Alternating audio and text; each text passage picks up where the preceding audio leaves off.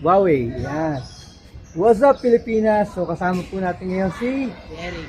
Jeric of Mecanigo PH. Yan. So, actually, hindi pa tapos. Diba? Babalik ka pa bukas for the brake. Replacement ng brake pad. Pwede sa piyesa na ito darating. Yung darating agad. So, hindi pa sure kung bukas. Ang order pa siya. Pero ngayon, explain natin yung mga nagawa mo. Ano yung mga napalitan natin? Palit ng ng brake ng spark plug, air filter, tapos change oil cleaning ng preno. Ayun, kasi we're gonna travel po this May 1 sa Tarlac to attend a reunion ng wife ko.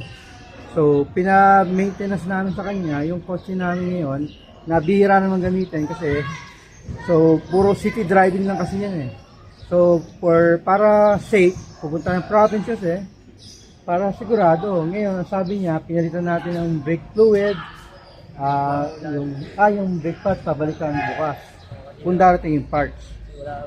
Walang stock. So, nag-change oil tayo. Ano pa ba yun? Ng cleaning ng preno. Clean ng preno. And then, yung nag-top up tayo ng coolant. And then, Check up ng under chassis. set up na under chassis. Check up. Check up. Okay. So, kumusta yung under chassis? Okay naman po sir. Okay siya. Wala siyang problema. So, ngayon, nakikita mo, yung brake na lang, brake pads na lang kailangan palitan. So, hintayin namin siya, babalik siya. So far, nagawa na namin yung mga dapat gawin for now. Pero, babalik pa siya, additional cash. Babayaran ulit. Kaya naman ni Jeric yan eh. Di ba, Jeric? So, kahit mainit, pumunta si Jeric, alauna ng hapon, nandito na siya. Padala lang dahil sa lalamove. Nagpadala ng mga parts dahil sa lalamove. Kasi, siyempre, pag check up, doon mo na malalaman kung talagang may problem yung brake pads, may problem yung other parts. So, paano yung ilaw nga pala? Kasama naman po yung sir yung sa balik. Sinama ko lang po. Baka may loose wire lang yun siguro, no? Hindi na po yung sir pumutok po kasi yung contact niya. Talaga? So, papalitan ng ilaw. Hindi yung buo sira yung bulb lang po. Oo nga, yung bag nga lang. Kaya mo yung bukas. Kaya naman po. Ayun, so yun.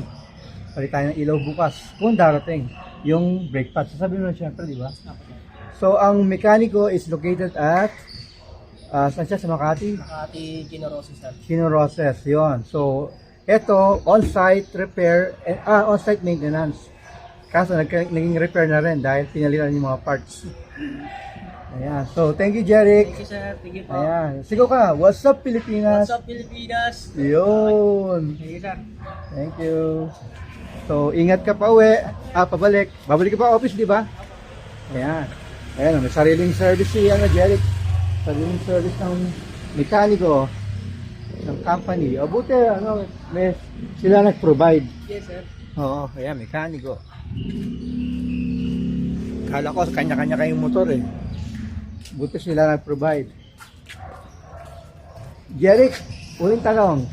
Okay ba ang pasweldo sa mekaniko? Okay naman po sir.